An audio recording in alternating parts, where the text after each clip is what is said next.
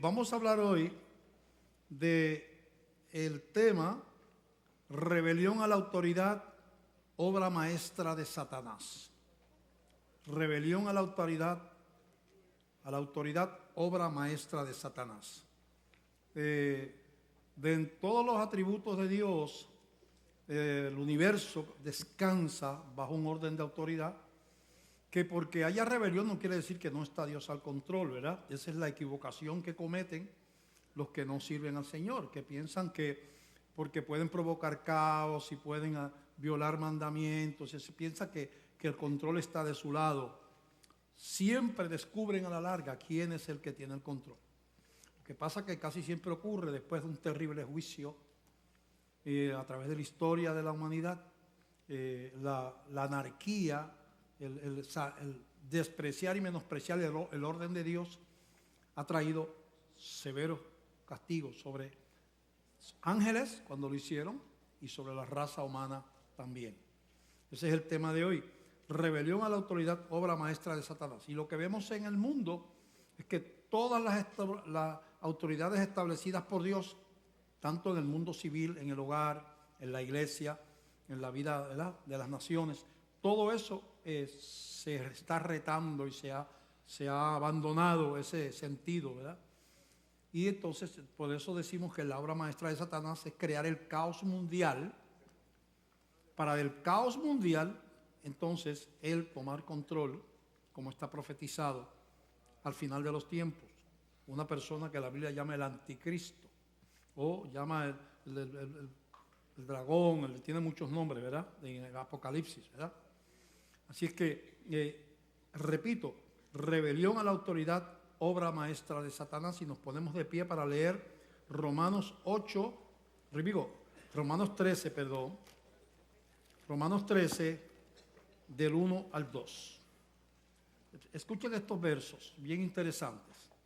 Dice: sométase toda persona a las autoridades superiores, porque no hay autoridad sino de parte de Dios, y las que hay por Dios han sido establecidas. De modo que quien se opone a la autoridad, a lo establecido por Dios, resiste, y los que resisten acarrean condenación para sí mismos. Voy a leer otra vez porque es un verso, son 2 versos nada más, pero tiene mucha profundidad. Sométase toda persona a las autoridades superiores, porque no hay autoridad sino de parte de Dios, y las que hay por Dios han sido establecidas. De modo que quien se opone a la autoridad, a lo establecido por Dios, resiste, y los que resisten acarrean condenación para sí mismos. Padre, te damos gracias por la palabra. Reconocemos, Señor, que necesitamos la ayuda y dirección del Espíritu Santo para proclamarla y para entenderla. Nos sometemos, Señor, a esa dirección en el nombre de Jesucristo. Amén, amén.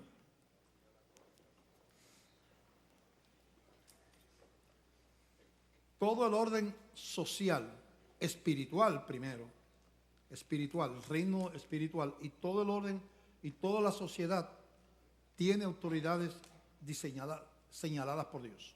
Todo.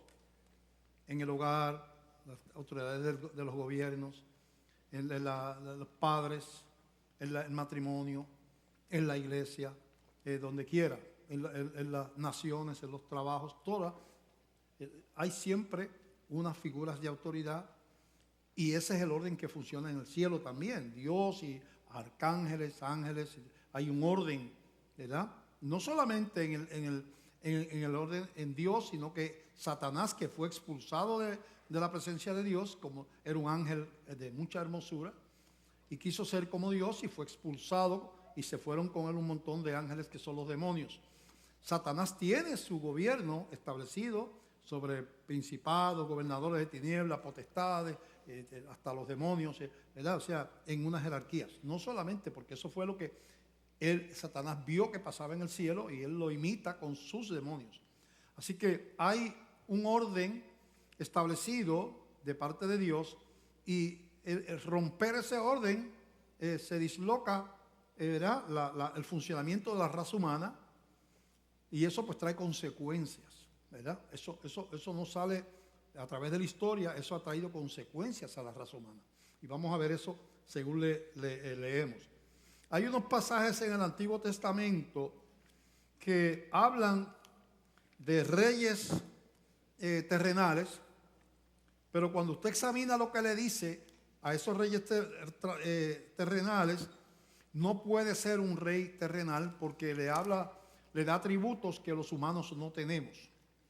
Entonces, muchos intérpretes, incluyéndome a mí, creemos que esos son una puerta que nos permite mirar qué fue lo que aconteció en el cielo, que provocó que Satanás y sus ángeles fueran expulsados, y que como la falta de sujeción, la rebelión contra la autoridad de Dios es la razón de la expulsión de Satanás, y como cuando viene a pervertir la raza humana, al principio le siembra al ser humano el mismo pecado que él cometió en la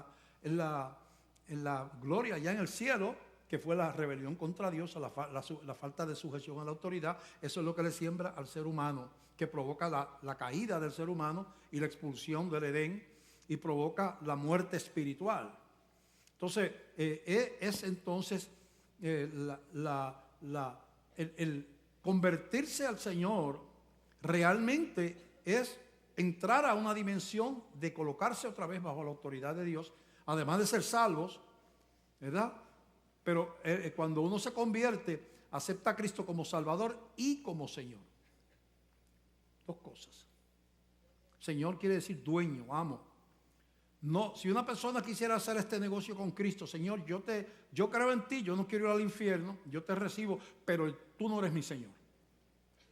No, dice, lo lamento, le va a decir Señor, pero yo no, ese arreglo no se puede hacer. Si yo no soy tu Señor, no puedo ser tu Salvador. Ambas cosas vienen juntas. Si soy tu Salvador, tienes que recibirme como Señor. Y eso implica sujeción a la autoridad de Cristo. Por eso entonces también vemos que muchas veces el llamado el cristianismo, ¿verdad?, genuino, implica una rendición, un evento de crisis.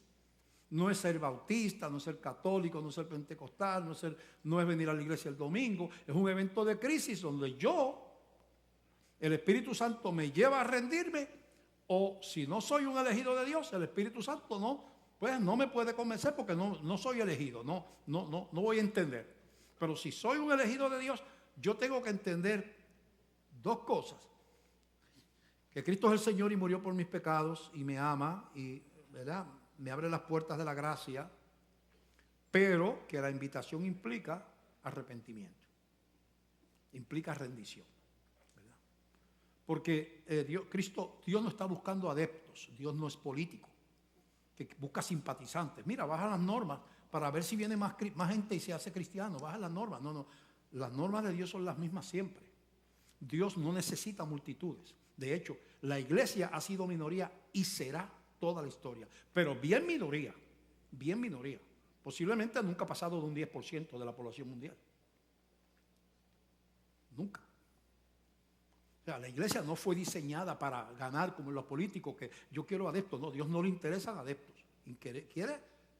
Dios busca adoradores que le adoren en espíritu, en verdad busca siervos, gente que dé el corazón, ¿verdad? Así que cuando usted viene a la iglesia bautista de Glenview, usted va a estar este tipo de predicación, donde yo lo llamo, le digo que Dios le ama, que es por gracia, que es por medio de la fe, que Dios pagó el precio, que usted lo recibe, ¿verdad? Usted no tiene que ir a la cruz, va a escuchar este tipo de predicación, pero también va a escuchar un tipo de la predicación que implica,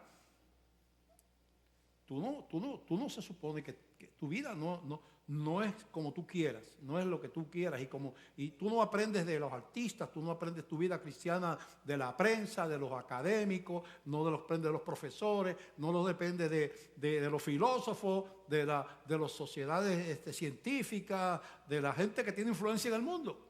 Tu vida cristiana, tú la buscas en la palabra de Dios. Tu manual de normas de conducta no lo busques en los artistas, porque ahí vas a encontrar otra cosa. No lo busques en Hollywood, no lo busques en la televisión, no lo busques en el cine, no lo busques en la calle, en tus amigos. Tienes que buscarlo en la palabra. Eso es El evangelio puro, así es como se predica. La gracia se predica con alto nivel de responsabilidad. Eso hay que entenderlo. En Isaías capítulo 14 hay una, ¿verdad? Está hablando del rey de Babilonia, ¿verdad? Aparentemente, pero cuando usted lee lo que dice, se da cuenta que no puede ser el rey de Babilonia, que realmente le está hablando de Satanás. Mira lo que dice. ¿Cómo caíste del cielo, oh lucero, hijo de la mañana? Primero que lucero quiere decir ángel de gran luz.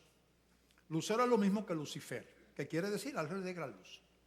Podríamos leer, ¿cómo caíste del cielo, oh Lucifer? Porque quiere decir ángel de gran luz. Hijo de la mañana, cortado fuiste por tierra, tú que debilitabas a las naciones, tú que decías en tu corazón, subiré al cielo en lo alto, junto a las estrellas de Dios levantaré mi trono y en el monte del testimonio me sentaré a los lados del norte. Sobre las alturas de las nubes subiré y seré semejante al Altísimo. Hablo ahí claro, el rey de Babilonia quiso endiosarse también, por eso es que lo usa de ejemplo. Pero está hablando de Satanás, quiso ser semejante al Altísimo. Yo soy un ángel tan hermoso, tan poderoso, que yo no tengo que ser un segundón aquí. Yo quiero ser el que manda, ¿verdad? Eso fue lo que pasó en el cielo. Dice, seré semejante al Altísimo. Dice en Isaías capítulo 14. Mas tú derribado eres hasta el Seol, a los lados del abismo. Se inclinarán hacia ti los que te vean, te contemplarán diciendo, es este aquel varón que hacía temblar la tierra, que trastornaba los reinos, etcétera, etcétera, etcétera. Esa es la primero que vamos a leer. En Ezequiel capítulo 28 hay dirigiéndose a otro rey, hay otras palabras que queremos leer. Ezequiel 28 del 12 al 18. En este caso al rey de Tiro. Pero mira, si es posible que fuera el rey terrenal de Tiro, si es posible. Vamos a ver si es verdad. 28:12 dice, hijo de hombre, levante endechas sobre el rey de Tiro y dile así, así ha dicho Jehová el Señor, tú eras el sello de la perfección, lleno de sabiduría y acabado de hermosura. Está hablando de un hombre que ya suena raro eso. Un sello de perfección no hay nadie así, menos un rey pagano, ¿verdad? Así que no puede. Está hablando de cómo era Satanás antes de rebelarse con Dios, ¿verdad? Era sello de la perfección, acabado de hermosura. Y mira lo que dice. En Edén, en el huerto de Dios estuviste. Entonces, si el rey de Tiro estuvo en el huerto de Edén, tenía que tener 3.000, 4.000, 5.000 años de edad. O sea que no puede ser el rey de Tiro que estuviera en el huerto de Edén. El que estaba en el huerto de Edén era Satanás. Pero el rey de Tiro no. Pasaron miles de años cuando nació el rey de Tiro. O sea que no puede estar hablando del rey de Tiro, ¿verdad? Dice, estuviste, de toda piedra preciosa era tu vestidura de cornerina, topacio, jaspe, crisólito, berilo, iónice de zafiro, carbúnculo, esmeralda y oro. Los primores de tus tamboriles y flautas estuvieron preparados para ti en el día de tu creación. Tú, querubín grande protector. El rey de Tiro era un pagano. ¿Qué le está llamando? Querubín es un ángel de que está al lado del trono de Dios. Entonces, el que está hablando es un querubín, es un ángel. Y un humano no es un querubín grande y protector. Tú, querubín grande protector, yo te puse en el santo monte de Dios, allí estuviste en medio de las piedras de fuego, te paseabas. Perfecto eres en todos tus caminos desde el día que fuiste creado hasta el día que se halló en ti maldad. El rey de Tiro nunca fue perfecto. Era un humano y bastante pagano que era. Y o sea, que no puede estar hablando de un ser humano, está hablando de Satanás. A causa de la multitud de tus contrataciones, fuiste lleno de iniquidad y pecaste, por lo que yo te eché del monte de Dios y te arrojé de entre las piedras del fuego, oh querubín protector. O sea, la multitud de tus contrataciones quiere decir, en vez de quedarte con la contratación, que era ser un súbdito de Dios, contrataste contra ti mismo y quisiste ser Dios mismo. Contrataste otra cosa que no era tu camino, no era tu diseño, no era tu... Y eso provocó la expulsión de Satanás. Ok, ¿qué es lo que queremos lograr con estos versos? Lo que queremos lograr es que entiendas que el primer pecado que existió pasó en el cielo, no en la tierra. que fue un pecado de rebelión a la autoridad de parte de Satanás. Aquí el gran querubín, grande protector, de gran hermosura, que era tan poderoso y tan grande que quiso ocupar una posición que no le correspondía y por eso fue expulsado, ¿verdad? Entonces, es importante entender ese carácter de Satanás, porque cuando viene la tentación a la raza humana, él viene con el mismo corazón que tuvo allá arriba y viene a decirle a la mujer que podía ser Dios.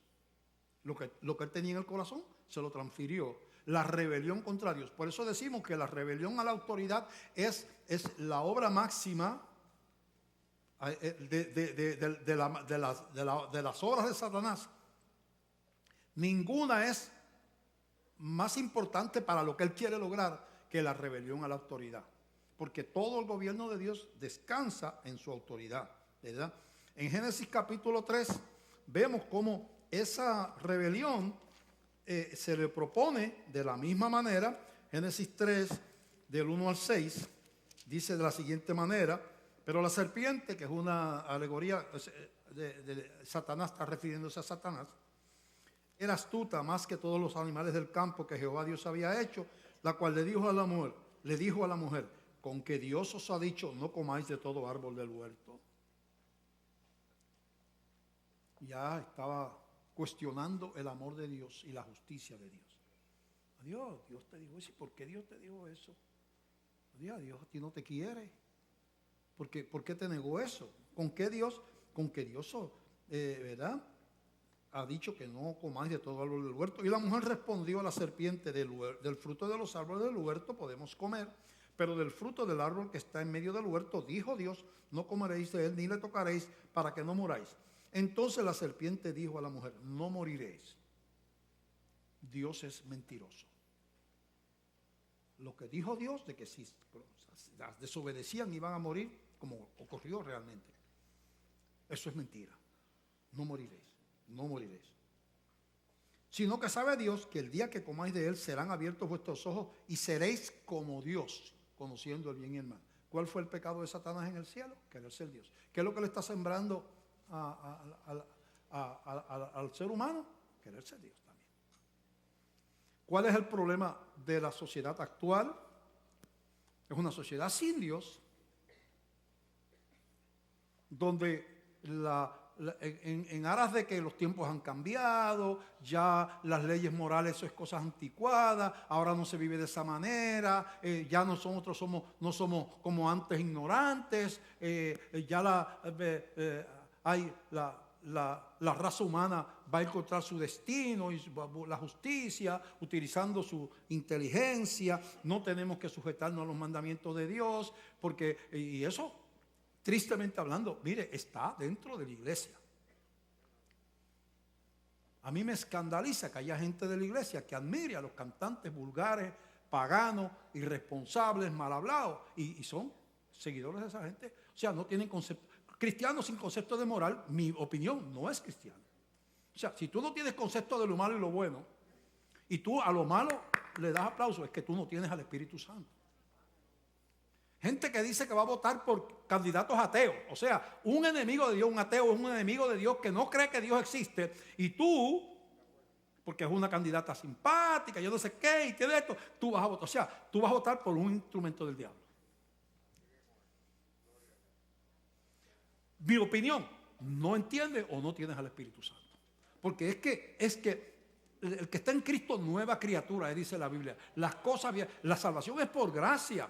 Pero algo tiene, si no pasa nada en tu vida y tú piensas como los que no son de Dios y tú conscientes y tienes afinidad con los que aman el mal, aman la pornografía, aman la vulgaridad, aman la mala palabra, aman el sexo desenfrenado, aman el sexo anormal. Entonces, y tú tienes afinidad con todas esas cosas, y yo digo, ¿y dónde está el Espíritu Santo? Y entonces, porque el Espíritu Santo defiende la palabra. Dice que los hombres fueron inspirados por el Espíritu Santo, los que escribieron esto que está aquí. Que esto no es un invento. Entonces, si nosotros como pastores no vemos hacia dónde camina el mundo, qué es lo que Satanás quiere lograr, cómo está seduciendo aún a la iglesia, Es una dualidad de vida.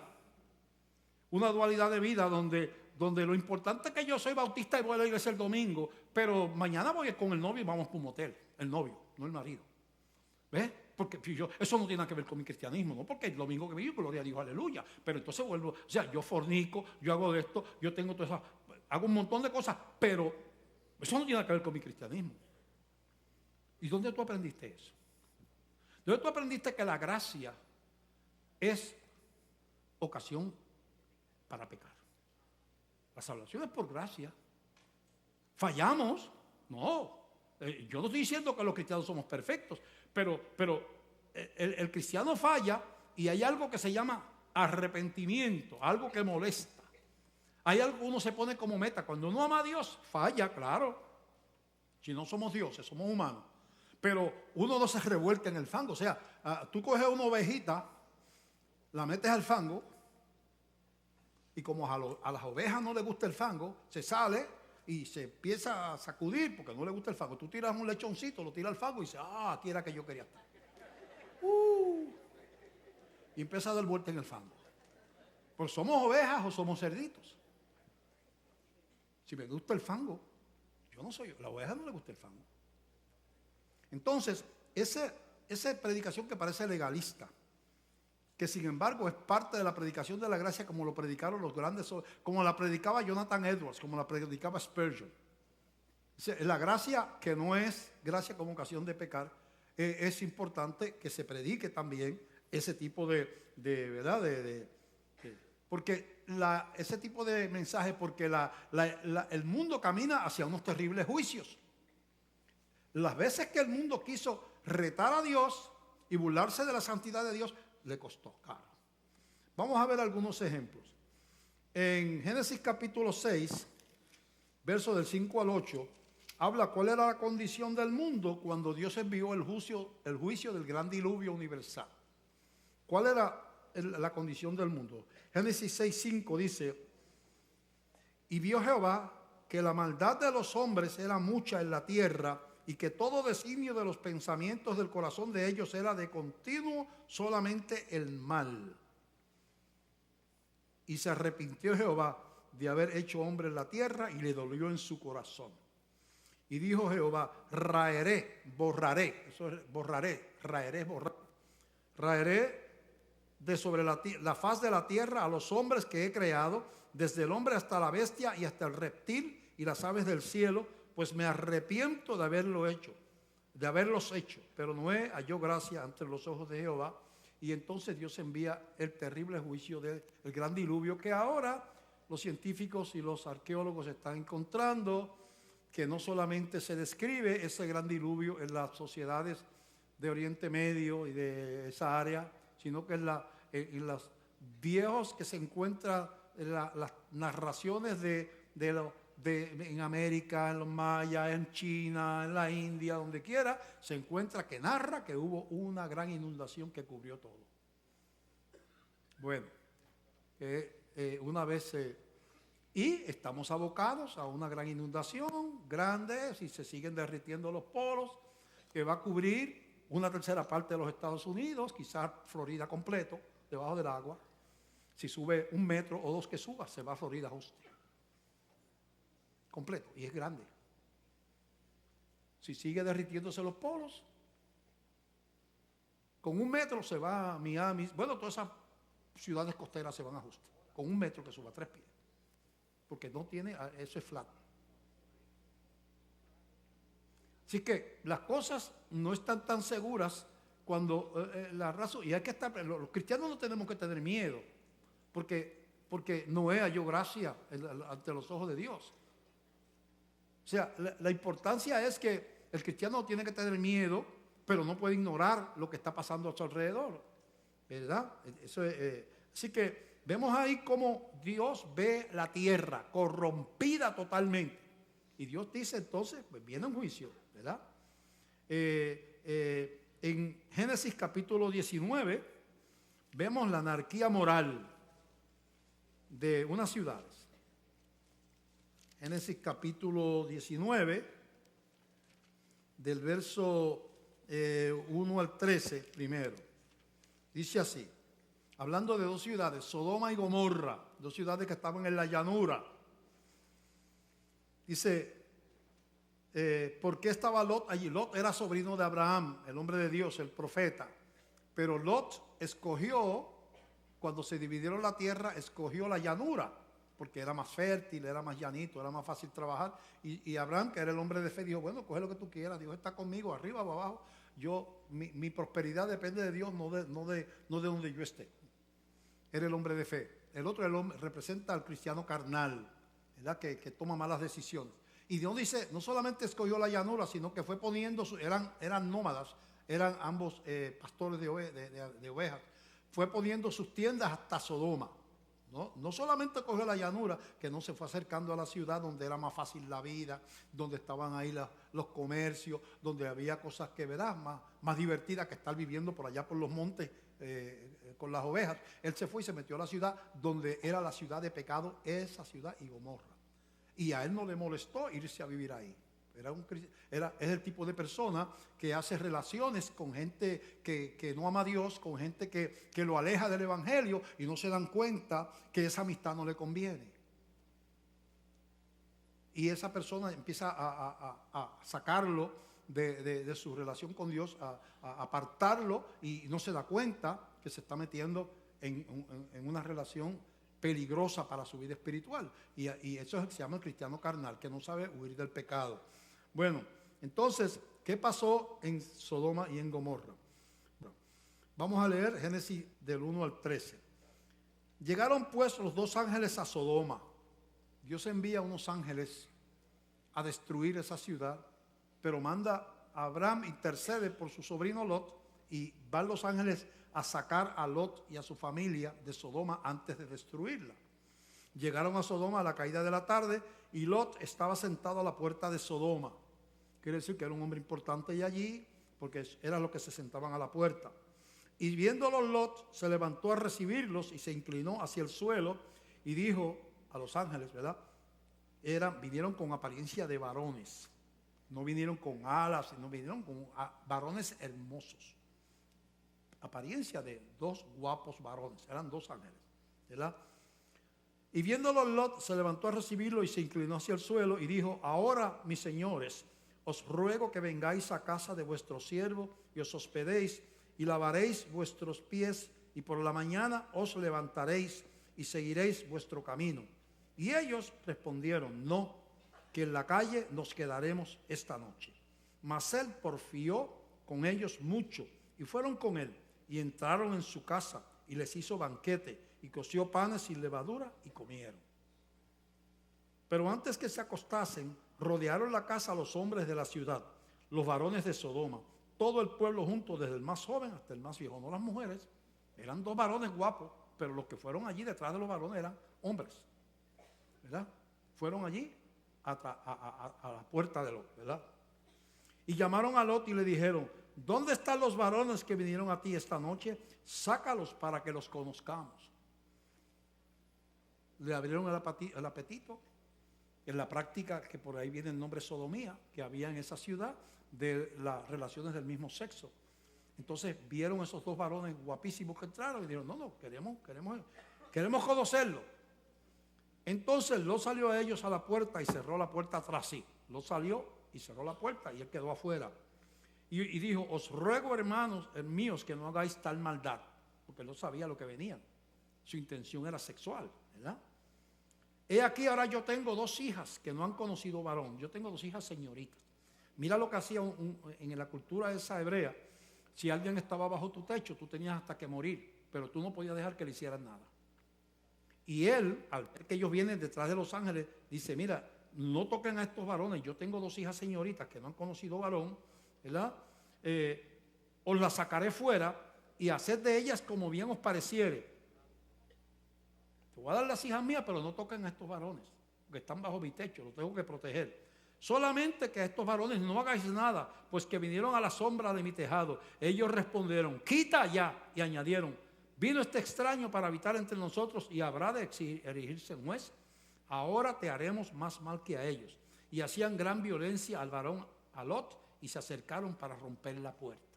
De todas maneras querían aquellos varones. ¿verdad? Entonces los varones alargaron la mano, eran ángeles, y metieron a Lot en casa con ellos y cerraron la puerta. Y a los hombres que estaban en la puerta de la casa hirieron con ceguera, desde el menor hasta el mayor, de manera que se fatigaban buscando la puerta. Entonces los ángeles dejaron ciego a todos los que estaban allí tratando de entrar. Eso es lo que narra ahí. ¿Qué pasó? ¿Qué pasó a esas dos ciudades? Dice, vamos a leer Génesis 24 y 25. Entonces Jehová hizo llover sobre Sodoma y sobre Gomorra azufre y fuego de parte de Jehová desde los cielos, y destruyó las ciudades y toda aquella llanura con todos los moradores de aquellas ciudades y el fruto de la tierra. Y entonces sigue hablando, la historia está ahí, ¿verdad? La mujer de Lot le prohibieron mirar hacia atrás, pero ella se había enamorado de esa ciudad, aparentemente, y no pudo evitar mirar, y ahí quedó muerta instantáneamente. Las hijas que se corrompieron allí, como salieron con Lot y no había gente, la gente de allí murió, no habían varones cuando ellos salieron huyendo, nada más que su papá. Ellas emborrachan a su papá para tener sexo con él. Porque cuando tú te metes a vivir en Sodoma, tú te corrompes. Y Lot llevó a su familia a vivir a la ciudad infernal de Sodoma, donde había esa sexualidad degenerada. Entonces, lo que tú te das cuenta es que ves lo que pasó con Noé, cómo estaba la humanidad de aquel tiempo degenerada, ¿verdad? Continuamente el mal, y viene el juicio. Ves aquí en la ciudad de Sodoma y Gomorra y cómo viene el juicio. O sea que vemos que los juicios a veces son consecuencia de la vida fuera de la voluntad de Dios. El reto a la santidad y a la autoridad de Dios trae juicio sobre la tierra. Así ha sido. Y venimos a nuestros tiempos. En la iglesia, en la Biblia, Dios establece autoridades para el orden social. Dios dice en la Biblia que hay que respetar unas autoridades establecidas por Dios. En el ejemplo, en el hogar, los padres. La autoridad de los padres no viene de que se lo inventaron los papás o que se viene porque es establecido por Dios. Esta es la Biblia. Esta es la Biblia. Y mucha gente entendió eso a través de la historia y había gran respeto por los padres, pero eso ha cambiado. Es una autoridad establecida por Dios. ¿Qué leímos ahorita en Romanos? Que el que resiste a la autoridad establecida por Dios, a Dios resiste. O sea que cuando tú resistes respetar y honrar a tu padre y a tu madre, tú estás resistiendo a Dios. Porque ellos tienen una autoridad establecida por Dios. ¿Qué dice en Efesios capítulo 6, del verso 1 al 3? Hijos, obedeced en el Señor a vuestros padres, porque esto es justo. Honra a tu padre y a tu madre, que es el primer mandamiento con promesa, para que te vaya bien y seas de larga vida sobre la tierra. Lo que está diciendo es, muchos jóvenes que se rebelan contra los padres van a morir antes de tiempo. Para que sea de larga vida, o sea, los que respetan a los padres y los honran, tienen más posibilidades de durar más tiempo que los que son rebeldes contra los padres. Y eso lo vemos constantemente, como siguen matando jóvenes que están rebeldes y que no están bajo autoridad de nadie y los acribillan por ahí cada rato y los matan y mueren en droga. Mueren de 20,000 maneras porque no están honrando a su papá y a su mamá. Claro, a veces los papás y las mamás están iguales o peores que ellos. Pero eso es establecido por el Señor. O sea que un joven cristiano que se deja llevar por el modernismo de que a los padres no se respeta, está viviendo en la cultura que está aprendiendo en este tiempo, pero está rebelde contra la palabra de Dios. Y eso tiene un precio. Tiene un precio. Vamos a ver en el marido, el marido y la mujer. Hay una campaña bien fuerte para destruir la autoridad del marido en el hogar por grupos feministas. Los grupos feministas están controlados en gran medida por grupos lésbicos. No entiendo por qué, porque dicen que somos diferentes, no somos mujeres realmente, somos otra cosa. ¿verdad? Somos diferentes, por eso tienen tantas letras LLBGT y todas las cosas. Somos diferentes, pero entonces cuando se trata de controlar, como son muy poquitas, para tener poder, pues se tratan a controlar los grupos feministas y empiezan a criminalizar. Hay un montón de hombres abusadores que abusan de las mujeres, las matan, ¿verdad? Y eso se usa como justificación para levantar una animosidad hacia la autoridad del varón. Igual que hay padres abusadores también, que abusan de sus hijos y los maltratan. Pero la autoridad del padre la da Dios, dice aquí. Que ese padre está mal, esa madre está mal, ese marido que abusa de la mujer está mal, seguro que sí. Ese no es el diseño divino. Esos son padres desobedientes, son esposos desobedientes, los esposos maltratantes. Dice la Biblia que un marido debe amar a su mujer como a Cristo, como Cristo amó a la iglesia. El modelo de Dios para el marido no es un maltratador. Es amoroso y, ¿verdad?, que respeta a su esposa y la trata con amor y con dulzura. Ese es el modelo de Dios, como Cristo. Pero hay ese proceso que ya está bien arraigado de que los hombres son malos y que por lo tanto, yo creo que en última instancia lo que se pretende es crear el ambiente de que es mejor unirse una mujer con otra mujer porque vas a tener menos problemas, no son tan violentas, no te van a matar y eso me imagino que está al final del camino. Pero en el momento lo que se está logrando es que se vea la autoridad del varón como algo arcaico, abusivo, antijusto, antidemocrático, ¿verdad? Y eso pues no es lo que se enseña en la Biblia. Dice en Efesios capítulo 5, del 21 al 33, dice 5:21, someteos unos a otros en el temor de Dios, las casadas estén sujetas a sus propios maridos como el Señor, porque el marido es cabeza de la mujer, así como Cristo es cabeza de la iglesia, la cual es su cuerpo y Él es su Salvador. Así que como la iglesia está sujeta a Cristo, así también las casadas estén a sus maridos en todo. Maridos, amad a vuestras mujeres, así como Cristo amó a la iglesia y se entregó a sí mismo por ella para santificarla, habiéndola purificado en el lavamiento del agua por la palabra. Dice el versículo 28, así también los maridos deben amar a sus mujeres como a sus mismos cuerpos. El que ama a su mujer, a sí mismo se ama. Ya la Biblia es balanceada. Dice, el marido es el líder, pero mira la medida que le pone. Yo creo que es más exigencia que a la mujer. La mujer dice que respete al marido, pero el hombre dice que se parezca a Jesús, amando a la mujer. Yo creo que es más difícil parecerse a Jesús que sujetarse a un varón. Si es que los maridos tenemos unos retos también de ser ese tipo de marido. Pero entonces vemos, ¿qué es lo que vemos? Vemos la destrucción de la autoridad de los padres. Que ya prácticamente eso se ve como algo arcaico para muchos jóvenes. Eso es no. Yo tengo 13, 14 años, yo no sigo órdenes de nadie. Hago lo que me da la gana. ¿Verdad? Vemos en los maestros en la escuela como también pasa lo mismo, gran falta de respeto y de sujeción al marido en el hogar. Entonces vemos como Satanás va destruyendo toda la iglesia. Dios establece las autoridades en la iglesia.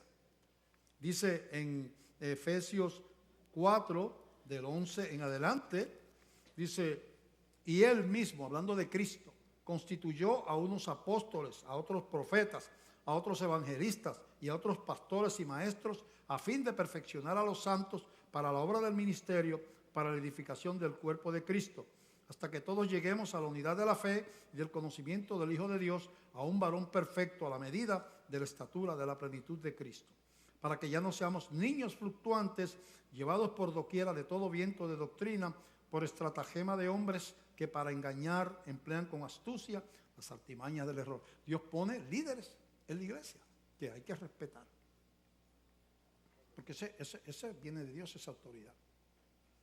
La autoridad del padre viene de Dios y de la madre. La autoridad del maestro viene de Dios. La autoridad del policía viene de Dios. La autoridad de los gobernantes viene de Dios. Porque así es que Dios tiene organizado las cosas. En Romanos capítulo 13, por ejemplo, habla del verso 3 al 6, dice Romanos 13, del 3 al 6, porque los magistrados, la gente que está en la ley, no están para infundir temor al que hace el bien, sino al malo. Quieres pues no temer a la autoridad, haz lo bueno y tendrás alabanza de ella, porque es servidor de Dios para tu bien. Está llamando que los gobernantes, el policía, el juez, esos son servidores de Dios, aunque no sea cristiano, porque Dios provoca un orden de sujeción a la autoridad. Entonces dice, porque los magistrados no están para infundir temor al que hace el bien, sino al malo. Versículo 3, quieres pues no temer la autoridad, haz lo bueno y tendrás alabanza de ella, porque es servidor de Dios para tu bien. Pero si haces lo malo, teme, porque no en vano lleva la espada, no en vano tiene la autoridad, pues ese servidor de Dios, repite, vengador para castigar al que hace lo malo. Entonces Dios establece un orden en la sociedad, los gobernantes, los oficiales de los funcionarios de la policía, en los trabajos, el jefe, el gerente, el administrador. O sea, un cristiano localiza las autoridades donde Dios lo colocó y dice, pues yo soy aquí un empleado y no voy a estar hablando mal por ahí del jefe, porque eso no le agrada a Dios. Se está de moda que los empleados son enemigos de los patronos que le dan de comer. Porque sencillamente la rebeldía es como un estilo de vida. ¿Quiénes son los ídolos ahora de la gente? Mire, en las marchas esas que hubo cuando Ricky Rosselló, ¿quiénes salieron de ídolos ahí? Un chorro de cantantes que no puede ser modelo de nadie. Malcriado, mal hablado. No pueden ser modelo de nadie. Y eso es los ídolos. Y la prensa, esos son los héroes que lucharon por la... ¿entiendes? Porque es que cuando la sociedad se pervierte, utiliza antitipos. ¿Qué es un antitipo? La iglesia representa lo malo, fanático, gente prejuiciosa, gente, ¿verdad? Y los buenos son quienes, los que están por ahí cantando malas palabras y los que están tirando piedras en las calles y rompiendo vitrinas. Esos son héroes. La iglesia son malos. Los oficiales de la policía son malos. Eso hay que tirarle con ladrillos, porque esos son agentes represivos. No lo vemos como instrumentos de Dios para el orden. No. Es que cuando la sociedad se prostituye, pierde la capacidad de identificar el bien y el mal. Y a lo malo le llama bueno, y a lo bueno le llama malo. Y así es que estamos. Estamos delante del colapso de la sociedad. Y lo que hemos dicho es que eso ha provocado juicio todo el tiempo, ¿verdad? Ahora, la anarquía domina el mundo. ¿Qué es anarquía? Cuando no hay gobierno, cuando no hay una autoridad que la gente reconoce como autoridad. Que es una de las profecías que vamos a ver que tiene la Biblia sobre el final de los tiempos. La anarquía domina el mundo. Cuando habla de sediciones y guerras en la Biblia, yo no creo que hable de la Primera Guerra Mundial, que no era mundial nada, y la Segunda Guerra Mundial, que no era mundial nada, era básicamente en Europa la guerra. Y en la Segunda Guerra Mundial en el Pacífico, en unas islas del Pacífico. Básicamente esa era la guerra. Pero no había guerra en Sudamérica, no era mundial, no había guerra en África, excepto unas escaramuzas que hubo allá en el norte, ¿verdad? Entre Rommel y... ¿quién era el otro? Y Patton fue, Montgomery, yo no me acuerdo.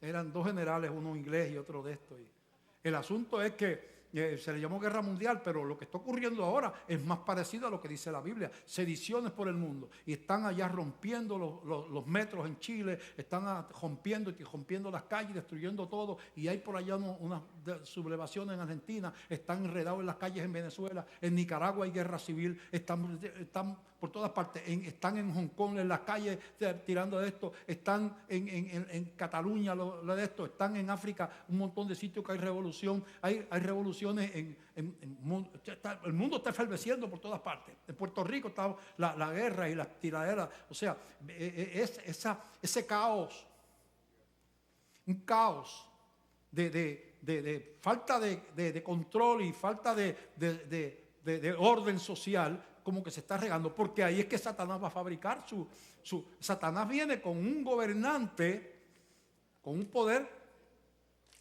sobrenatural, porque es el mismo encarnado en una persona, aparecer como el que viene a salvar al mundo del hambre, el caos, y esto, la esperanza de la humanidad. Y la gente le va a creer. Y va a controlar la economía, la política y la religión, excepto a la iglesia. Entonces, esas cosas han traído juicio a través de la historia, ¿verdad? En 2 de Timoteo, que he usado este verso muchas veces, porque es muy claro. En 2 de Timoteo, capítulo 3, verso del 1 al 5. Mira si eso que describe la Biblia hace 2000 años se te parece a lo que está pasando. Estás leyendo el periódico de esta mañana. Dice, también debes saber esto, que en los últimos días, postreros últimos días, vendrán tiempos peligrosos. Tiempos peligrosos. Piensa a ver. Antes, en esta iglesia nos íbamos a dar matutino en Navidad, a las 2 y las 3 de la mañana, los jóvenes de la iglesia llevando música cristiana en las casas de los hermanitos. Y yo les digo, no hagan eso. No están los tiempos para estar a las 3 de la mañana en una calle cantando, porque pasan 4 de esos que no tienen nada que hacer, que ese día tienen ganas de matar a 2 o 3 y no saben ni quiénes son, y sacan una metralleta y crucifican y acribillan a 4, 5, 10 cristianos y ni siquiera saben quiénes son. Estamos en tiempos que antes aún los criminales decían, mira, tenemos que linchar a este, pero que no estén los hijos con la familia, velen que esté solo. Hasta en los criminales había cierto freno. Si está con la mujer y los nenes, no lo mate. O si está en la casa con los papás, no espera que esté solo. Ya, eso se acabó. Ahora es sin ningún sentimiento. Muertos sin piedad, muertos. Mátalo, y si está el bebé, mátalo a todo el mundo ahí. ¿Qué dice aquí? Mira, también debes saber esto, que en los últimos días vendrán tiempos peligrosos, porque habrá hombres amadores de sí mismos, avaros. Todo eso de la droga tiene que ver con dinero. Eso es asesinato. Vanagloriosos, soberbios, blasfemos, desobedientes a los padres, ingratos, ingratitud. Ingratos es ingratitud. Impíos quiere decir sin respeto a Dios y las cosas espirituales. Sin afecto natural. Las madres, ¿cuál es el efecto natural más grande que existe en la tierra? La maternidad. Hasta en los animales. Una gallina con pollito, hasta un perro tiene que pensarlo, porque la gallina va a enfrentar al perro y sabe que no le va a ganar, pero no va a dejar que le maten los pollitos así sin luchar primero. La cocodrilo, hembra, que es un animal que todo el mundo piensa que puede. ¿Cómo puede tener algo de ternura un cocodrilo? Cuando hace su nido, que es de paja, en la orilla del agua, fuera del agua, lo cubre con hojas para que el calor de la descomposición sea lo que incube los huevos, y se queda ahí, sin comer, la hembra. Semanas. El que se acerque a bregar ahí, en ese nido, tiene un serio problema. Cuando ella siente el ruido que hacen los cocodrilitos recién nacidos, escarba y los saca. Se los echa en la boca. Esa boca que coge un humano y lo parte por el medio, porque esos son de las mordidas más fuertes de la naturaleza. Se lo echa en la boca. 4 o 5 cocodrilitos sacando las cabecitas por aquí. Así. Y va hasta el agua. Y lo suelta. Vuelve al nido, porque son muchos, a veces 50, 100 cocodrilitos de esos, son muchos. Los busca otro paquete más y los lleva al agua y se queda con ellos. Entonces, sin afecto natural, las madres humanas están matando a sus hijos. Y para la sociedad descompuesta y degenerada es un derecho. Y si tú cuestionas que el derecho de matar niños creados a la imagen de Dios, te dicen que tú eres un fanático religioso, que no respetas el derecho de la gente, llamándole a lo malo bueno y a lo bueno malo. Sin afecto natural. Implacables, quiere decir, me asaltaste, me rindo, te doy todo el dinero, etcétera, pero me metes un tiro en la cabeza, No porque te hayas resistido, sino pues porque ese día tenía ganas de volarle la cabeza a alguien. Implacables. Calumniadores, imagínense el mundo de la política como está.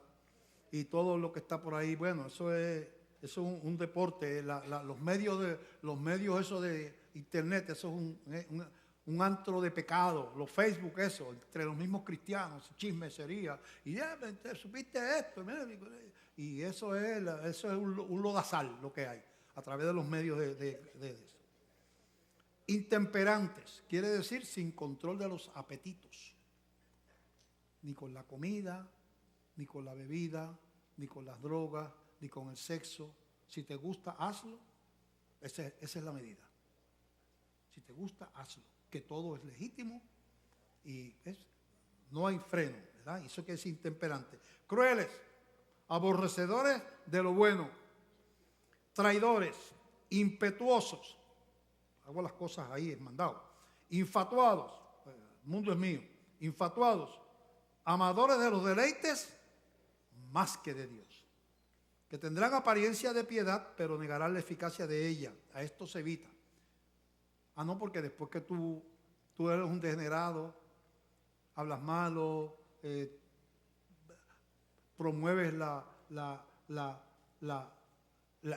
mira, el ejemplo de lo que hicieron a mitad del Super Bowl, que es el programa que más audiencia tiene en la nación americana de todo el año, es el Super Bowl.